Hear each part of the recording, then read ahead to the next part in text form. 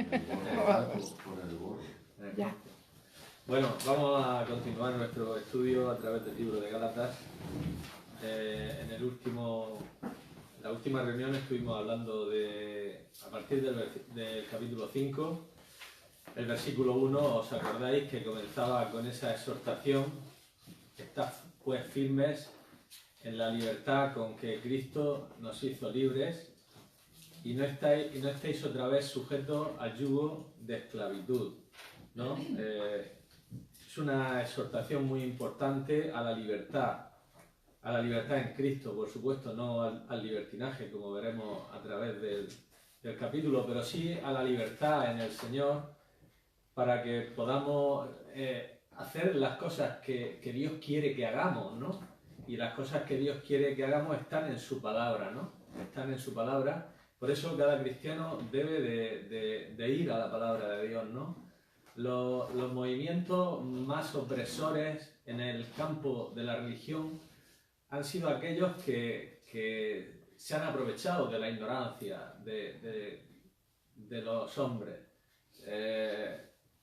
No cabe duda que en este tiempo que estaba escribiendo Pablo no era tan difícil desviar a las personas, porque daros cuenta que en este tiempo no existía todavía el Nuevo Testamento, ¿verdad? Se estaba escribiendo, precisamente esta carta es una de las partes del Nuevo Testamento. Entonces, a lo mejor alguna iglesia poseía una carta hasta que Dios formó el Nuevo Testamento a partir de los primeros siglos, de los primeros años del siglo II, pues no existía, ¿no? Entonces era fácil echar mano, como echaban estos judaizantes, estos falsos maestros, echar mano al tema de la circuncisión para tratar de imponer los ritos, el ritualismo, el legalismo sobre los cristianos. No era tan difícil, pero hoy tenemos el Nuevo Testamento.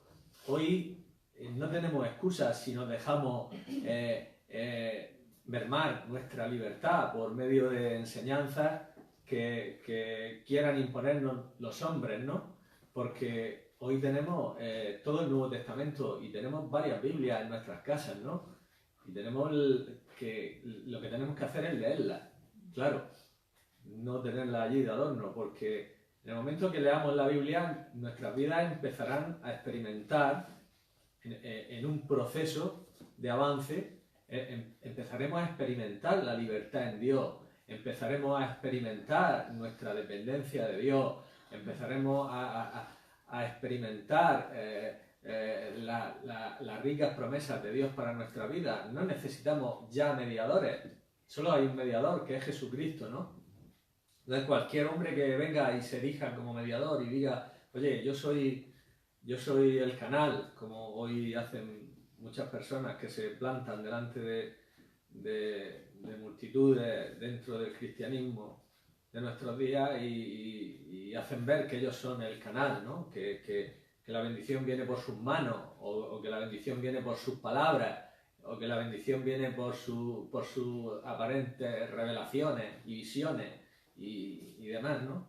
Entonces, no tenemos que seguir a nadie que quiera erigirse como un mediador, ¿no? En el momento que los cristianos empiecen a leer la palabra de Dios, empiecen a meditar la palabra de Dios con un corazón humilde, seguro que muchos de esos mediadores no van a tener tanto campo y tanto dinero como tienen para ir por todos lados, ¿no? Seguro que no va a haber tanto show como hay, ¿no? Dentro del cristianismo hoy, ¿verdad? Que parece que viene una persona y parece que viene el Papa, ¿no? Y la gente va en busca de uno y de otros, ¿no? Y, hombre, no digo que no haya que ver, a mí me gusta escuchar a personas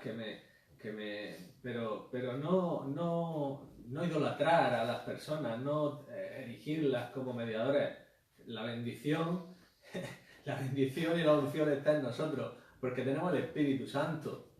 El Espíritu Santo es Dios y está en nuestras vidas. Somos templo de Dios, somos morada de Dios por su Espíritu. Entonces, esto es maravilloso. Esto supera toda bendición. Esto supera toda bendición. Esto supera todo líder humano, tenemos el maestro del maestro en nosotros. Dice Juan en su epístola, tenéis la unción y no tenéis necesidad de que nadie os enseñe, porque la unción os enseña todas las cosas. Entonces, esto es maravilloso, ¿no? Lo que pasa es que muchas veces por ignorancia, muchas veces por intolerancia, por seguir demasiado a los líderes humanos, pues realmente nos estamos privando de bendiciones que Dios tiene para nosotros, ¿no? Y estos judaizantes habían hecho eso en la iglesia de Galacia, ¿no? Se habían erigido mediadores, habían sentado unas bases doctrinales que no tenían que ver con la palabra de Dios, y Pablo, pues de una forma contundente, la refuta, ¿no? Porque no hay otro medio de tratar la falsa doctrina. Si no se trata con rigor, enseguida se multiplica, ¿no? Enseguida se extiende, ¿no? Con mucha facilidad, ¿no? Entonces Pablo lo que quería era eso, era que los cristianos pues gozaran de esa libertad, ¿no? Cuando los cristianos empecemos a leer la Biblia, se va a producir una revolución espiritual contra el pseudo-cristianismo que hay hoy, ¿no? No una revolución violenta, no una revolución carnal, pero sí un no conformarse, ¿no? Un no conformarse con todo el ritualismo, con toda la parafernalia que hay hoy. Estos gálatas se habían conformado, ¿no?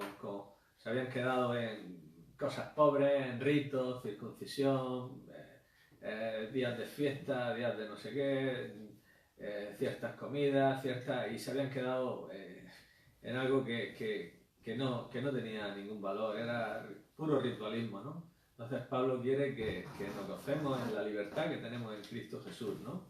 Y a eso le exhorta en este capítulo que hemos comenzado a ver, ¿no? En el versículo 2, Pablo lo dice claramente: yo os digo, he aquí yo Pablo os digo que si os circuncidáis, de nada os aprovechará Cristo, ¿no? Lo leímos este versículo también el otro día, ¿no? Someterse de nuevo a la esclavitud, someterse de nuevo a la circuncisión, equivale a renunciar a la obra salvadora de Cristo. Estamos diciendo que su obra necesita ayuda, necesita para la perfecta justificación necesitamos hacer ciertas cosas, ¿no? Y hoy se impone, ¿no? Hoy como dijimos ya, se impone mucho esto, se antepone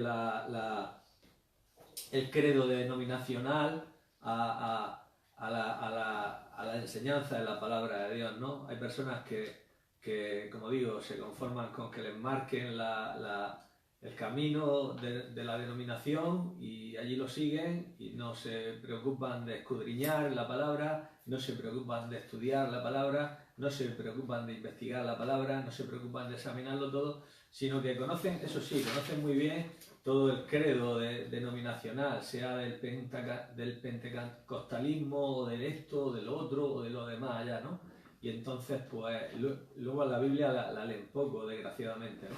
Pero cuando empecemos a leer la Biblia, todas esas que muchas veces son opresiones que nos tienen ahí asfixiados, amordazados, empezarán a romperse todas esas ligaduras, ¿no? Y empezaremos a ver la vida cristiana de una forma que yo recuerdo una vez que entré en una denominación y yo llevaba, a mí siempre, gracias a Dios, me ha gustado estudiar la Biblia, me ha gustado vivir siempre con la palabra, y yo pues llevaba mi blocecito a todos sitios, ¿no? Y llevaba anotado una serie de cosas que yo iba viendo en la palabra, ¿no? Me gustaba ir anotando lo que yo veía de los temas que yo consideraba importantes en la palabra, y siempre llevaba mi blog. Y una vez entré en una denominación y me acuerdo que una de las personas de la denominación, una de las personas principales, pues se atrevió, yo no sé si es que dejé el cuaderno en una silla de la iglesia o tal, y lo cogió ese cuaderno y se puso a leerlo, se puso a leer la primera página, ¿no? Y en esa primera página pues tenía un tema y lo estaba desarrollando, ¿no? Y entonces luego cuando acabó el culto se acercó a mí y me dijo, dice, mira, eso que tú tienes, bueno, o sea, ya digo, era una cosa personal y bueno, o me tenía que haber pedido permiso o bien no haberlo tocado, bueno, pero lo leyó, no tenía más importancia. Y lo leyó y después de leerlo dice, mira, ese tema que tú has puesto en la primera página, dice, el líder va a hablar contigo y te va a decir unas cosas que para que lo sepas más claramente, ¿no? Así me lo dijo, se atrevió y me lo dijo así de claro. Digo, mira, digo, eso es lo que yo creo porque es lo que yo veo en la palabra de Dios. Lo que tú has leído ahí, yo es lo que yo veo en la palabra de Dios. Digo, así que el líder me puede cantar misa, si quiere, porque yo lo que veo en la palabra de Dios es esto, ¿no? Y así fue, así fue tal como os lo he contado, tal como ocurrió, ¿no? Entonces, por eso digo que muchas veces, pues eso, el servilismo a la secta, a la denominación, pues a veces hace que las personas pues no tengan la reforma. Uno de las cosas que motivó la reforma fue porque empezaron a leer la Biblia. ¿No? Y siempre cuando un cristiano lee la Biblia va a dar problemas, seguro. Seguro porque, hombre, el problema, no digo que vaya a hacer una cruzada con espada ni nada de eso, ¿no? Pero sí va a dar problemas porque se va a dar cuenta de muchas cosas, ¿no? Y los reformadores pues se dieron cuenta de muchas cosas, le estaban imponiendo y hoy día sigue pasando lo mismo, ¿no? Los mayores movimientos y los mayores avivamientos ha sido cuando los cristianos se han vuelto a la palabra de Dios, ¿no? Todo avivamiento que no ensalza la palabra de Dios es dudoso, ¿no? Uno de los grandes avivamientos fue el Gran Despertar, ¿no? ¿Cómo le dieron el nombre en Estados Unidos? Sí, el Gran Despertar. El Gran Despertar, ¿no? Que uno de los promotores fue Jonathan Edwards, ¿no? Entonces ahí vemos cómo la palabra de Dios ocupó un sitio preeminente. Los mensajes de este hombre eran mensajes y hubo una convicción de pecado, Dios se movió, hubo arrepentimiento, las almas lloraban, eran mensajes que no eran show, no eran... de hecho, Jonathan Edwards tenía un tono y un ritmo en sus palabras que decían que era muy vamos, que no daba gritos ni nada de eso, era un mensaje bíblico 100%, ¿no? Predicaba de la condenación, predicaba del infierno, fue un mensaje basado en la escritura 100%. Y Dios se movió. Y hoy pues lo que tenemos en este pseudo cristianismo es eso, mucho grito, mucho show, pero realmente se ve poco verdadero arrepentimiento, poca contrición de pecado, poca conversión genuina, ¿no? Se ve, sí, eso sí, mucho salto, mucho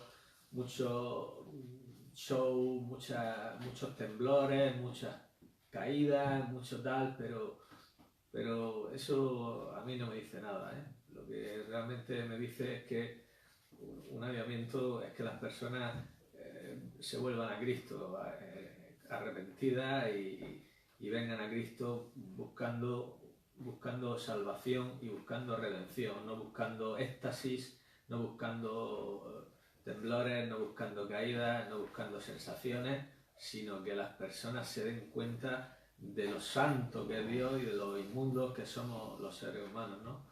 Esto es el verdadero avivamiento, ¿no? El verdadero avivamiento, el avivamiento con Juan el Bautista. No hizo ninguna señal, no hizo ninguna cosa espectacular, simplemente, sobre todo, si escucháis sus palabras, mayormente eran de juicio, ¿no? El hacha está puesta a la raíz de los árboles, el aventador está en su mano y limpiará su era, generación de víboras, ¿quién nos enseñó a huir de la ira venidera? Eran palabras casi todas de juicio, o sea, te das cuenta de que fue un mensaje muy directo hacia descubrir los corazones de los hombres que realmente no estaban en orden con Dios. Pues a él vinieron todos, vinieron soldados, vinieron publicanos, vinieron pecadores, venían todos, dice que salían todos. ¿Y qué haremos? ¿Qué haremos? Este es el corazón descubierto por Dios, el corazón de Pablo. ¿Qué haré, Señor? ¿Qué haré? ¿Qué haré, Señor? Pues ya me doy cuenta de quién soy, me doy cuenta de que no merezco nada, me doy cuenta de que tú quieres salvarme y yo quiero agradarte, quiero vivir para ti, ¿no? ¿Qué haré, Señor? ¿No? Y esta es la esencia del avivamiento, es que los corazones se vuelvan a Dios verdaderamente y pidan a Dios dirección para su vida. ¿Qué haré? Esta es la palabra de Pablo, esta era la palabra de aquellos que venían a Juan el Bautista y era la palabra de estas personas que hemos hablado en los avivamientos. Las personas allí lloraban en las reuniones en el siglo XVIII, ¿no? En el siglo XVIII las personas lloraban, las personas salían con temor porque se veían como ese glorioso mensaje que dio, ¿no? Pecadores en manos de un Dios airado. Se veían como Jonathan Edwards lo describe en ese glorioso sermón. Se veían en un puente que estaba medio resquebrajado, medio roto, y las llamas del infierno extendían sus manos hacia ellos para traerlo. Y este hombre decía que solo la gracia de Dios permitía que no cayeran en la boca del infierno, que solo la gracia de Dios los sostenía y que solo la gracia de Dios había permitido que esta misma mañana no hubieran muerto y estuvieran allí en esa reunión. Y las personas se quebrantaban, las personas lloraban, las personas se tenían temor, ¿no? por su condición y las personas se arrepentían. Para mí esto es un avivamiento, ¿no? O sea, el baile, esto, lo otro, muy bonito y está muy bien, ¿no? Pero vamos, que eso se hace también en muchos sitios que no son ambientes cristianos, ¿no? El baile y el salto y todo eso está bien, ¿no? Pero que la esencia del avivamiento es eso, es el arrepentimiento y el volverse a Dios, ¿no? Y no tanta superficialidad, ¿no? Yo, Pablo, os digo que si os circuncidáis, de nada os aprovechará Cristo. Pablo habla de la circuncisión porque era el punto enfatizado por los judaizantes y por lo tanto este se usa como ejemplo del principio que Pablo quiere establecer. El principio que Pablo quiere establecer es que la observancia de la ley contradice la suficiencia de Cristo. Cristo fue suficiente para nuestra salvación y ahora es suficiente para nuestra santificación. La santificación viene por la fe en Cristo, por el poder del Espíritu Santo en nuestras vidas. No viene porque hagamos, porque vayamos, porque digamos, por esto, por lo otro. No viene por fórmula, viene por una confianza y una dependencia del Espíritu Santo y que el Espíritu Santo pueda hacer la obra de santificación en nuestras vidas. El versículo 3 es un versículo también glorioso. Dice: otra vez testifico a todo hombre que se circuncida que está obligado a guardar toda la ley. Los que están bajo la ley, los que quieren estar bajo la ley, los que quieren el legalismo, los que quieren andar, pues para ser honestos tienen que cumplir toda la ley, ¿no? El cristiano no está bajo la ley, el cristiano está bajo la gracia.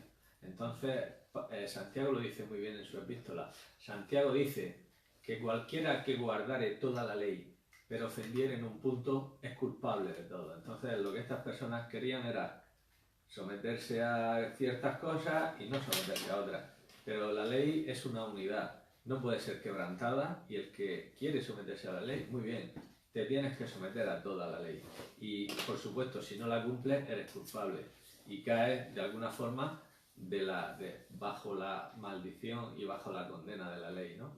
Esto es lo que la palabra de Dios enseña. Aquí Pablo está hablando, cuando dice otra vez testifico a toda persona que se circuncide, está hablando no a los que habían sido circuncidados en el pasado, sino a los que se estaban circuncidando ahora, ¿verdad? Porque Pablo dice que si alguno viene al Señor circuncidado, pues que se quede circuncidado. Pero eran los que estaban haciéndolo ahora como base para obtener el favor de Dios. O sea, estaban entrando en una negociación con Dios, por decirlo así. Tenemos que guardarnos de esto, ¿no? Esto es muy fácil que caigamos, y de hecho muchas veces caemos. entramos en una negociación con Dios, ¿no? Entonces, estos estaban diciendo, yo me circuncido para que tú hagas esto, ¿no? Y entonces tenemos que guardarnos de esto porque muchas veces en nuestras vidas caemos en esto. Señor, yo voy a hacer esto para que tú, o si tú haces esto, yo hago esto, ¿no? Esa negociación que entró Jacob con Dios, ¿no? Cuando le dijo a Dios, mira, si tú me guardas, si tú me das de comer y si tú me haces volver aquí, dice, tú vas a ser mi Dios y yo te voy a dar el diezmo, ¿verdad? Y Dios le había dicho, dice, mira, dice, hagas lo que hagas, dice, yo voy a estar contigo, te voy a llevar, te voy a traer, dice, y no te voy a dejar hasta que hagas todo lo que quiero. Esa es la gracia. Pero enseguida Jacob entró en esa negociación con Dios, ¿verdad? Es curioso, ¿no? Que Dios le había dicho que iba a hacerlo y él entra en negociación con Dios. Miradlo, está en Génesis. Fijaros qué curioso, ¿no? Que Dios le había dicho que lo iba a hacer y en vez de decir, bueno, pues lo creo, pues entra en una negociación con Dios. Que muchas veces lo hacemos nosotros, los cristianos. Yo lo he hecho alguna vez, ¿verdad? Y seguro que vosotros no lo habéis hecho, ¿verdad? Pero yo sí lo he hecho. Y luego me da cuenta y digo, Señor, qué necio soy. Pero mira, Génesis 28,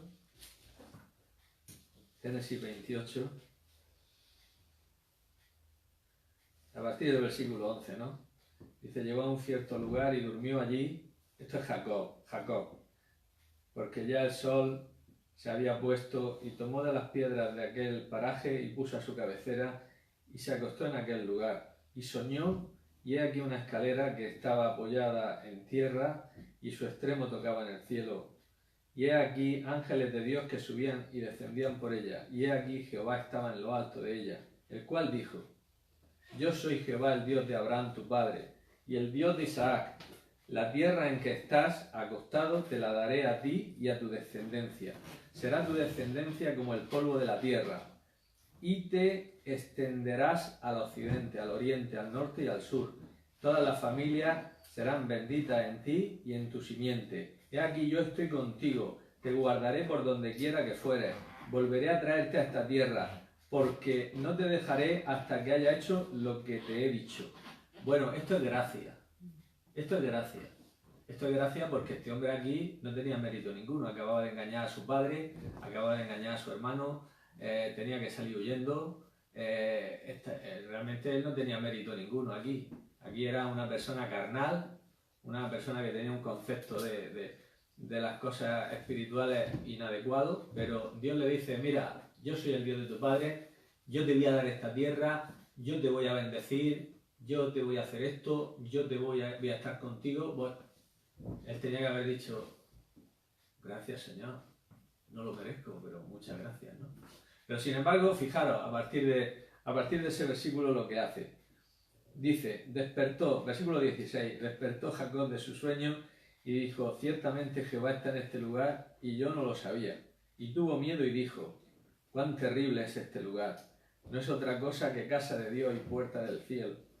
Dice, se levantó Jacob de mañana y tomó la piedra en que había puesto cabecera y la alzó por señal y derramó aceite encima de ella. Llamó el nombre de aquel lugar Betel, aunque Luz era el nombre de la ciudad primero. E hizo Jacob voto diciendo, si fuere Dios conmigo y me guardare en este viaje, en que ahora empieza a negociar con Dios. Dios le había dicho que iba a hacer todas las cosas, pero ahora empieza a negociar con Dios.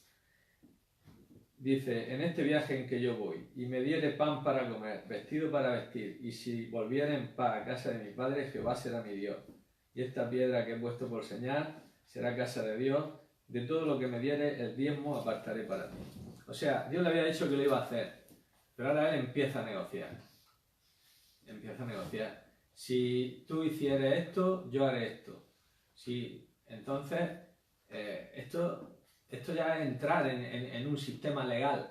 Esto es entrar y nos deslizamos sin darnos cuenta. Fijaros que fácilmente podemos ir a deslizarnos, ¿no? Nosotros a veces decimos a Dios, Señor, si me hace esto, voy a hacer esto. Me voy a dejar esto y me voy a hacer esto y voy a hacer lo otro y voy a hacer lo otro. O a veces pensamos también muy sutilmente, ¿no? Y decimos, Señor, me tienes que bendecir porque estoy haciendo esto y esto y esto. Lo pensamos en nuestro corazón. Es decir, sin duda, Dios me tiene que bendecir. porque oro, porque leo la Biblia, porque estoy portándome bien con esto y tal, y pero tú a cambio, de una forma muy sutil decimos, Señor, pero tienes que hacer como... No es que le digamos en esas palabras, pero en nuestro interior pensamos que Dios tiene que hacerlo, que Dios está obligado, a hacerlo. Esto es la ley. Si bien hicieres, te bendeciré. Como he hecho bien, me tienes que bendecir, ¿no? Esto es lo que pensamos y esta es la filosofía que se nos inculca. Es una filosofía de mérito, es la filosofía que habían inculcado aquí en la iglesia de Galacia, que tenían que hacer esto y tenían que hacer otro para obtener la bendición de Dios, y es la filosofía que de una forma muy sutil viene a nuestras vidas, y yo creo que viene a la vida de todo cristiano, ¿no? Vino a la vida de Pedro, el gran apóstol Pedro, ¿no? Que estaba allí antes, cuando estaba en Antioquía, estaba comiendo con los gentiles, estaba estando con ellos, estaba tal, y dice que llegaron unos de parte de Jacobo, de Jerusalén, y dice que ya se apartaba, ¿no? Que se apartaba y ya no comía con ellos, ¿no? Porque dice que tuvieron miedo de lo de la circuncisión. Eran personas que estaban bajo el ministerio de Jacobo. Parece ser que Jacobo era una persona que lógicamente estaba en el ministerio hacia los judíos, y de alguna forma pues seguía las costumbres de la ley para tratar de ganar. Pero claro, había personas que a lo mejor estaban con él que no habían entendido claramente que si se hacía algo en vista de ganar a los legalistas, era simplemente por eso, no era para obtener favor de Dios. Entonces, cuando estos llegaron allí, pues Pablo, incluso Bernabé también dice fue arrastrado por la hipocresía de ellos. Claro, era tan serio lo que estaba ocurriendo que Pablo, esto fue en la iglesia de Galacia, esto está, si lo veis está en el capítulo 2, era tan serio lo que estaba ocurriendo que Pablo se levantó y resistió a Pedro, ¿no? Y le dijo que, de alguna forma, que era un hipócrita, que nosotros, que dice, Pablo le llegó a decir en otras palabras, pero más o menos le dijo esto: nosotros somos judíos y hemos vuelto a Cristo sabiendo que el hombre no es justificado por las obras de la ley. Entonces ahora está nuevamente haciendo ver a estos gentiles que tenemos algún privilegio mayor por hacer o por no hacer esto, por guardar esto, por no esto, y que los gentiles realmente son menos que nosotros y son más impuros que nosotros, y que hay que hacerse judío para obtener la bendición plena del Evangelio. Bueno, era esto lo que estaba haciendo Pedro, ¿no? Entonces Pablo, era tan serio el asunto que menos mal que Pablo defendió este tema, ¿no? Porque seguramente si no lo hubiera hecho, posiblemente se hubiera extendido el judaísmo dentro del cristianismo de una manera... Bueno, ya está extendido, ¿no? Ya está extendido porque como dije, los cotos privados han hecho que el judaísmo intervenga en la cristiandad, ¿no?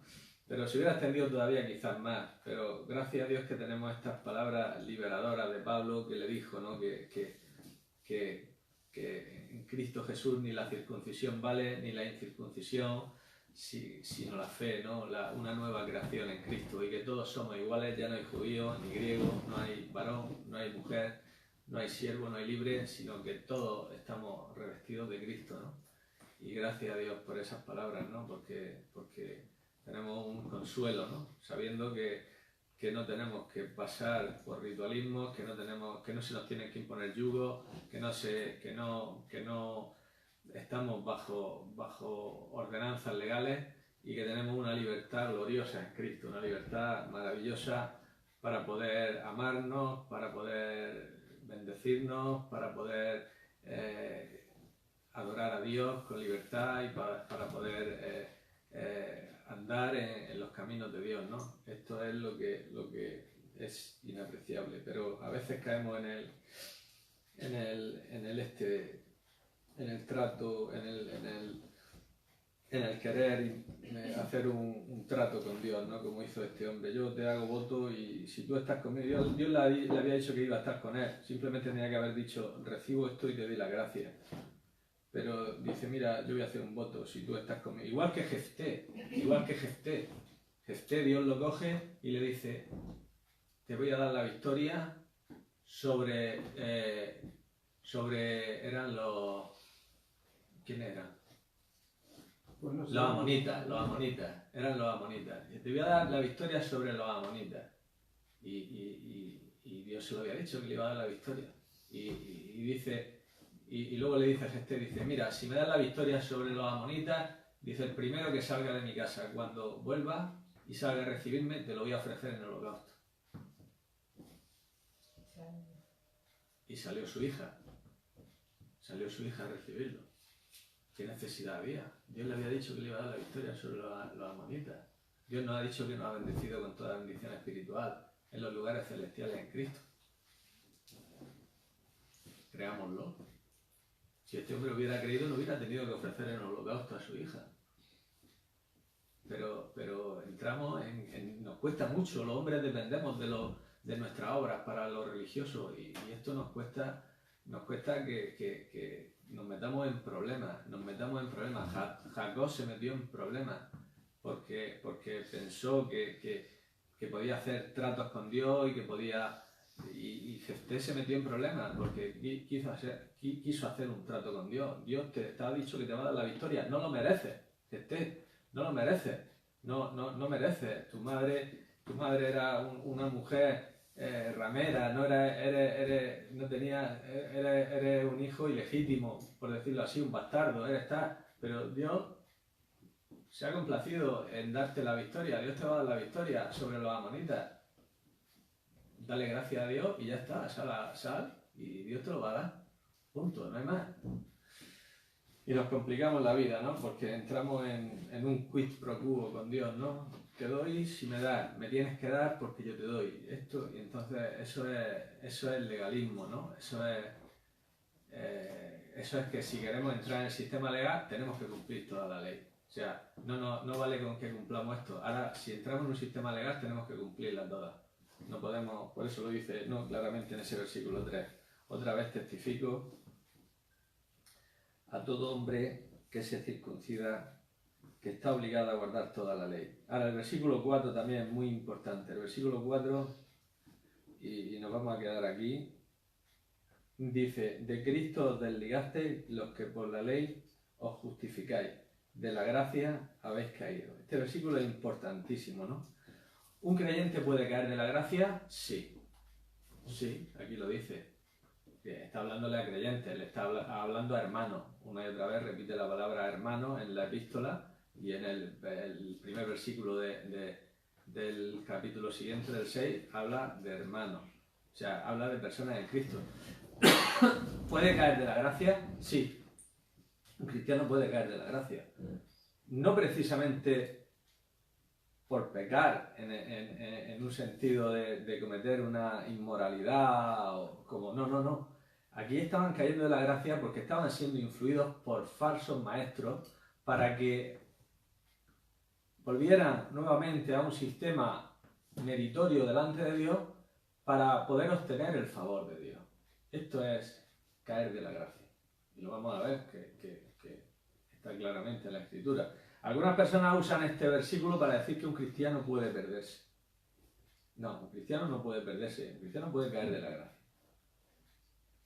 Puede caer de la gracia, pero no puede perderse. La palabra de Dios es clara respecto a esto, ¿no? La palabra de Dios afirma sin ninguna duda, y el testimonio es claro, que el verdadero creyente es salvo eternamente. La Biblia afirma claramente que ninguna oveja de Cristo perecerá jamás.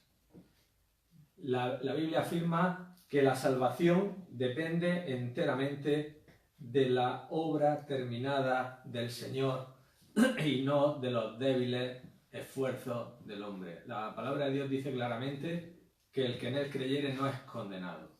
Cristo dijo, el que oye mi palabra y cree al que me envió tiene vida eterna y no vendrá a condenación.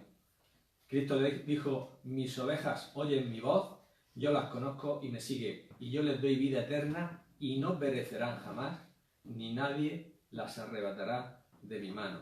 la Escritura dice que no hay ninguna condenación para los que están en Cristo Jesús. Entonces, aquí no está hablando de que un cristiano puede perderse, aquí está hablando simplemente de cristianos que estaban cayendo de la gracia. El verbo usado aquí para desligarse es una palabra que quiere decir catargueo, que significa anular o dejar sin fuerza, es decir, está dejando sin fuerza su unión con Cristo todo el que intenta justificarse por la ley. Eso es lo que está diciendo. El que se traslada del régimen de la ley se desvía del único camino por el que podría avanzar por el Espíritu. El capítulo 6 de Juan es un capítulo decisivo a la hora de decirnos que los que están en Cristo están seguros para siempre, ¿no? Cristo lo dijo: todo lo que el Padre me da vendrá a mí, el que a mí viene no lo echo fuera. Y esta es la voluntad del que me envió, que todo lo que el Padre me da no pierda yo nada. No pierda yo nada, sino que lo resucite en el día postrero. Él ha tomado a su cargo nuestra responsabilidad, como la tomó con Jacob. Él ha tomado a su cargo nuestra responsabilidad. Con Jacob la tomó, y fijaros qué palabras tan tremendas. Dice: no te dejaré hasta que haga todo lo que yo quiero. Le dijo a Jacob. Y con nosotros, más o menos, es lo mismo. Él no nos va a dejar hasta que haga todo lo que Él quiere. Por eso dice Pablo en Filipenses, dice: el que comenzó en vosotros la buena obra, la perfeccionará hasta el día de Jesucristo. O sea, que Él la va a acabar. Él la ha empezado y Él la va a acabar, ¿no? Entonces, esta es la seguridad que tenemos, que Él lo va a hacer, no por nuestros méritos, no por nuestros débiles esfuerzos, pero sí por su pura gracia y por su pura misericordia. Él lo va a hacer, Él lo va a hacer. Y quiero terminar con un ejemplo en la Escritura de lo que es caer de la gracia. Algo que veamos cómo una nación, que era el pueblo de Dios, cayó de la gracia. Cayó de la gracia. Vamos a verlo y con esto terminamos, ¿vale? Vamos a verlo brevemente. Éxodo 19. Éxodo 19. Éxodo, el segundo libro de la Biblia. Y aquí vamos a ver cómo este pueblo cae de la gracia de una forma impresionante, ¿no? Vamos a leer los primeros 8 versículos. Venga. En el mes tercero de la salida de los hijos de Israel de la tierra de Egipto, en el mismo día llegaron al desierto de Sinaí. Habían salido de Refidim y llegaron al desierto de Sinaí. Acamparon en el desierto y acampó allí Israel delante del monte. Moisés subió a Dios y Jehová lo llamó desde el monte diciendo: así dirás a la casa de Jacob y anunciarás a los hijos de Israel: vosotros visteis lo que hice con los egipcios y cómo os tomé sobre alas de águila y os he traído a mí. Ahora pues, si diereis oído a mi voz y guardareis mi pacto, vosotros seréis mi especial tesoro sobre todos los pueblos, porque mía es toda la tierra. Y vosotros me seréis un reino de sacerdotes y gente santa. Estas son las palabras que dirás a los hijos de Israel. Entonces vino Moisés y llamó a los ancianos del pueblo, y expuso en presencia de ellos todas estas palabras que Jehová le había mandado. Todo el pueblo respondió a una y dijeron: todo lo que Jehová ha dicho, haremos. Y Moisés refirió a Jehová las palabras del pueblo. Bueno, aquí tenemos algo impresionante. Aquí tenemos el momento en que el pueblo cae de la gracia y se pone bajo la ley. Dice, lo primero que Dios le dice es, versículo 4, vosotros visteis lo que hice a los egipcios, cómo os tomé sobre alas de águila y os he traído a mí. Este es el carácter de la gracia, en toda su pureza. Todo es de Dios. La gracia toma al pecador sobre alas de águila y lo lleva a él. Esta es la gracia. Hasta aquí todo es de Dios. Dios lo había tratado en gracia. de acuerdo a la promesa que Dios había hecho a Abraham, a Isaac y a Jacob de que iba a bendecir a ese pueblo. Era una promesa de gracia. Ni Abraham, ni Isaac, ni Jacob tenían ley. Era gracia. Y Dios había tratado a este pueblo también en gracia. No lo merecían, eran indignos, se quejaban, no creían a Moisés cuando estuvo en Egipto. Cuando salieron de Egipto, al minuto 1 ya estaban quejándose, que tenían sed, que tenían hambre, que tenían no sé qué. ¿Por qué no nos han dejado en Egipto? ¿Por qué no nos ha hecho morir allí? ¿Por qué no sé qué? ¿Por qué no sé cuánto? Pero Dios lo había tratado en su gracia. En su gracia, pura gracia. Pura gracia. Hasta aquí todo había sido de Dios. Todo había sido de acuerdo a la misericordia y a la gracia de Dios. Esto debía de haber sido atractivo para ellos. Esto debía de haber sido algo realmente atractivo porque Dios había extendido su ilimitada gracia sobre ellos. Ellos tenían que haber dicho a Dios, queremos seguir bajo tu gracia, porque tu gracia es maravillosa, porque anhelamos estar bajo tu gracia, porque tú nos has tomado y nos has sacado sin merecerlo de Egipto, a pesar de nuestra idolatría, a pesar de nuestra maldad. Entonces queremos estar bajo tu gracia, no podemos cumplir la ley imposible. Esta es una ley imposible de cumplir, no podemos, no nos estás viendo que no podemos, solo queremos estar bajo tu gracia. Sin duda alguna que esa petición hubiera alcanzado el corazón de Dios, porque Dios se deleita en el ejercicio de su gracia. Dios se deleita en el ejercicio de su gracia. Dios hubiera extendido su gracia hacia ellos sin límites. Dios es maravilloso en su gracia. Y si una persona se pone delante de él y pide a Dios que extienda su gracia, Dios la va a extender porque lo hizo con Acab. Acab, uno de los reyes más malos. Lo hizo con Manasés, uno de los reyes más malos. Dice que se humillaron delante de Dios y Dios extendió su gracia sobre ellos. Y Dios ha extendido gracia sobre personas que no la han merecido, pero que sin embargo se han humillado delante de Dios, se han reconocido indignos del favor de Dios, y Dios ha extendido su gracia sobre ellos. Y Dios hubiera extendido su gracia sobre este pueblo sin límite alguno. Dios hubiera hecho pues todo lo que en su plan de adopción, de predestinación y de glorificación tenía planeado para ellos. Lo hubiera hecho sin ningún reparo. Pero ellos en vez de querer la gracia de Dios, en vez de aferrarse a la gracia de Dios, ellos con una confianza en sí mismos, con una confianza arrogante en sí mismos, ellos escogieron un pacto de obras que era una imposibilidad. Ellos dijeron, todo lo que Dios ha dicho haremos. Todo lo que Dios ha dicho haremos. Entonces, ellos cayeron de la gracia. Ahí cayeron de la gracia. Ahí entraron en un pacto que no podían cumplir. Era mucho más razonable y a la vez una honra para Dios que ellos se hubieran echado en las manos de Dios. Que ellos se hubieran echado completamente en las manos de Dios. Y Dios los hubiera llevado a donde hubiera querido. Y hubieran confiado plenamente en Él. Y hubieran seguido bajo la gracia de Dios. Pero esto es lo que hicieron. Y esto es lo que hacen en el cristianismo, incluso muchos cristianos verdaderos.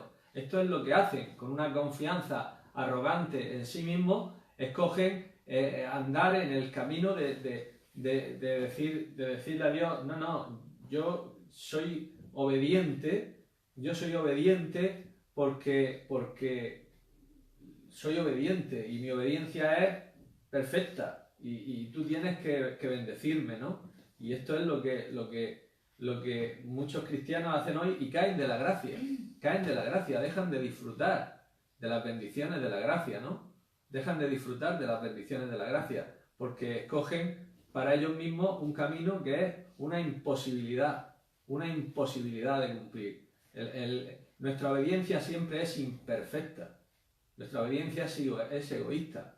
Nuestra obediencia no se puede considerar una obediencia perfecta porque el mal está en nosotros todavía.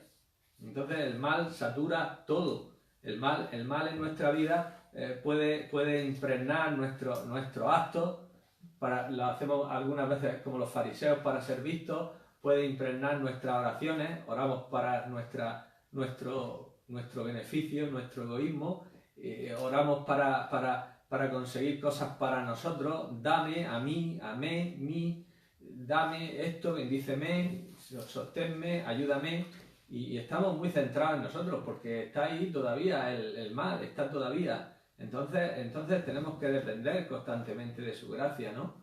Dios no impuso la ley, Dios no impuso la ley, Dios la propuso. Por eso dice el versículo 5, si diereis oído a mi voz. No puedo obedecer, Señor, no puedo porque mi obediencia es imperfecta, porque no hay en mí esa capacidad, todo lo bueno que puede haber en mí, tú lo haces. Por eso dice el escritor de Hebreos, haciendo Él en vosotros lo que es agradable delante de Él por Jesucristo. Es que Él tiene que hacerlo en nosotros, es que nosotros no podemos. Todo lo que nace de nosotros va impregnado de carne, queremos nuestro bien, nuestra comodidad, nuestra riqueza, nuestra posición, nuestro estatus, todo. Entonces, es imposible que podamos cumplir las demandas legales de Dios. Las demandas legales de Dios para el hombre son imposibles, es un imposible. Estos hombres dijeron, nosotros lo vamos a hacer todo. Sube, Moisés, que te dé los mandamientos de Dios, que cuando bajes lo hacemos todo. Y nada más bajar estaban con un becerro de oro, el primer mandamiento, lo habían violado. Nada más bajar habían violado el mandamiento más importante, que era amarás a Dios sobre todas las cosas y no tendrás dioses ajenos delante de mí y no te harás imagen de nada, y estaban allí en una orgía. Entonces, o sea, en el momento que Dios dice, venga, a ver, cumplir la ley, venga, es un fracaso. O sea, que el que quiera ponerse y hacer un trato con Dios dice, no, di todo lo que quieras que yo lo voy a hacer, que nuestra obediencia es totalmente imperfecta. Somos carne de cañón. Si Dios no hubiera puesto su espíritu en nosotros, pues no habría nada en nosotros. Lo único que de bueno hay en nosotros es lo que Dios ha puesto, que es su pura gracia, su bendición, ¿no? Y entonces, pues aquí esto cayeron de la gracia, y en el cristianismo pues hoy se cae de la gracia de esta manera, ¿no? Volvemos a un sistema legal, a un sistema de todo lo voy a hacer. No es que todo lo vaya a hacer, es que todo lo hago. Hemos seleccionado como los fariseos un código. Hemos seleccionado de la ley lo que nos ha interesado, ¿verdad? Y cumplo esto y esto, y hago esto, y diezmo, y voy al culto, y voy esto, y hago lo otro, y tal. Y con eso tienes que estar contento, Dios. ¿Qué más quieres? El joven rico, ¿no? ¿Qué más quieres? Dios, pero si todo esto lo he guardado desde mi juventud, todo esto, ¿qué tengo que hacer? Jesús, ¿qué tengo que hacer? Muy bien, honra a tu padre, a esto, pues si todo eso lo he guardado, ¿me falta alguna cosa más? ¿Hay algo más? Bueno, te falta una cosa pequeñita. Vende todo lo que tienes, dádelo a los pobres, y ven y sígueme y tendrás tesoro en el cielo. Solo te falta esa pequeña cosa, que lo vendas todo, que lo des todo a los pobres y que vengas conmigo. Solo te falta eso. Si quieres estar bajo la ley, ahí lo tienes. Claro. ¿Quieres la ley? Toma ley. Eso es la ley. Porque eso es la ley. Porque estaba cumpliendo, honra a tu padre, porque estaba cumpliendo las cosas externas. Las cosas externas las estaba cumpliendo todas. Honra a tu padre, guarda el día de reposo, guarda lo otro, esto, lo otro, tal. Pero te voy a decir una cosa. Tu corazón tiene un ídolo. En tu corazón tienes un ídolo. Y claro, si quieres estar bajo la ley, por ese ídolo te puedo condenar. ¿Y cuál era su ídolo? Pues ese que muchas veces no nos damos cuenta y lo llevamos aquí guardado con nosotros. ¿Cuál era su ídolo? Este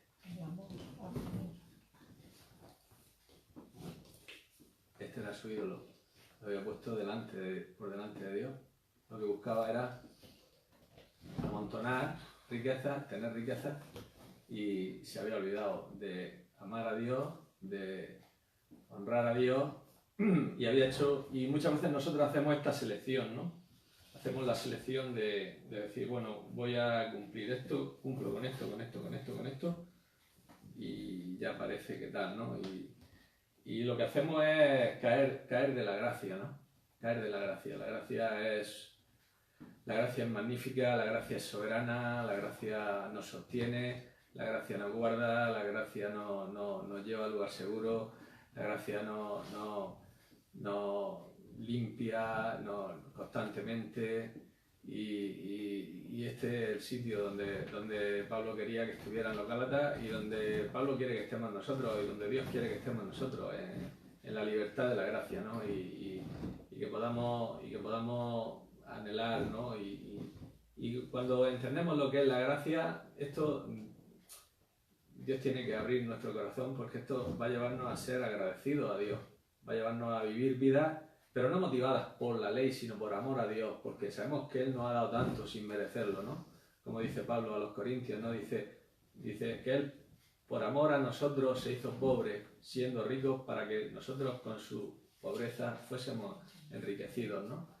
Entonces, cuando nos damos cuenta de lo que Él ha hecho por nosotros, lo que le ha costado nuestra salvación, sin merecerlo, siendo indignos, siendo, como Pablo dice, siendo el más pequeño de los apóstoles, el más grande de los pecadores, el que era el perseguidor más cruel de la iglesia, el que aborrecía a Cristo y aborrecía todo lo que tuviera que ver con los cristianos, cuando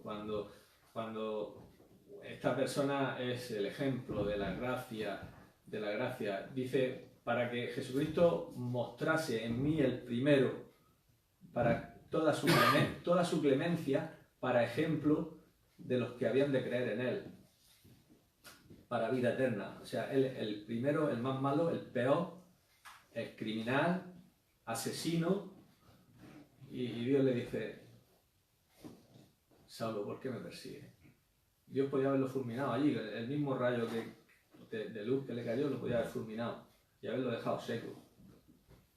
Pero era el ejemplo de la gracia. Pablo es el ejemplo de la gracia. Por eso el evangelio que predicaba Pablo era el evangelio completo de la gracia de Dios. Gracias a que tenemos sus escritos podemos conocer este evangelio. Si no, pues Cristo, por supuesto, lo sembró todas las semillas de la gracia en sus palabras, pero el desarrollo de esas semillas que Cristo sembró están en las epístolas de Pablo. Él era el prototipo de la salvación por gracia, por pura gracia, sin mérito alguno, sin estar haciendo nada, sin poder hacer nada, y aún reconoce que después de haber sido salvado por gracia, tenía que vivir dependiendo de la gracia, porque se daba cuenta de que no hacía el bien que quería, sino que a veces hacía el mal que no quería, que no hago lo que quiero, dice él en Romanos 7, sino lo que aborrezco, eso hago, ¿no? Y sigue dando gracias por la gracia de Dios, gracias a Dios por Jesucristo, y gracias por su Espíritu que me ayuda y que me lleva y que me ayuda a vencer la ley del pecado que está en mí. Me ayuda la ley del Espíritu de vida, me ayuda a vencer la ley del pecado y de la muerte que está en mí, pero en mí hay muerte. En mí tengo que ser librado de Saulo constantemente, de Saulo de Tarso, tengo que ser librado, ¿no? Y el Espíritu Santo lo libraba de Saulo, porque se daba cuenta que si el Espíritu no lo libraba de Saulo, el Saulo se manifestaba. Y entonces, pues gracias a Dios, ¿no? Que tenemos aquí el ejemplo perfecto de lo que es vivir en la gracia, y aquí hemos leído pues un ejemplo de lo que es caer de la gracia. Y fijaros lo que ocurre cuando el creyente quiere estar bajo la gracia. Ahí en el mismo Éxodo, versículo 18, Éxodo 19, 18, dice: todo el monte Sinaí humeaba, porque Jehová había descendido sobre él en fuego, y el humo subía como el humo de un horno, y todo el monte se estremecía en gran manera. el sonido de la bocina iba aumentando en extremo, Moisés hablaba y Dios le respondía con voz tronante. Descendió Jehová sobre el monte Sinaí, sobre la cumbre del monte, y llamó Jehová a Moisés a la cumbre, y Moisés subió, y Jehová dijo a Moisés, desciende, ordena al pueblo que no traspase los límites para ver a Jehová, porque caerá multitud de ellos. Aquí vemos lo inaccesible que se hace Dios cuando una persona escoge estar bajo la ley. Cuando una persona quiere entrar en un trato con Dios, es inaccesible, no puede acercarse. No podemos acercarnos a Dios solo por el camino de la gracia. Acerquémonos al trono de la gracia confiadamente para alcanzar misericordia y hallar gracia para el oportuno socorro. Si queremos acercarnos por tratos con Dios, no, tú di que yo hago y tú haces. Y si queremos, Dios no nos podemos acercar a Él, es inaccesible, es inaccesible. Dios es santo y si no es por su gracia no podemos acercarnos a Él. El pueblo se dio cuenta de que se había equivocado, ¿no? Que había el sí condicional ese. El sí condicional es la esencia de la ley, pero bajo la gracia Dios lo hace sin condiciones. Dios lo hace por amor y por pura gracia. Y nosotros tenemos que recibir lo que Dios nos da. Dios se ha propuesto, Dios nos ha predestinado, Dios nos ha llamado, Dios nos ha justificado, Dios nos ha glorificado y Dios nos va a glorificar. Y esta es la gracia de Dios. Dios lo va a hacer por su gracia, no por ningún mérito de nosotros, ni por ninguna condición o requisito que podamos llenar, porque no la llenaremos nunca. Entonces, gracias a Dios por su gracia.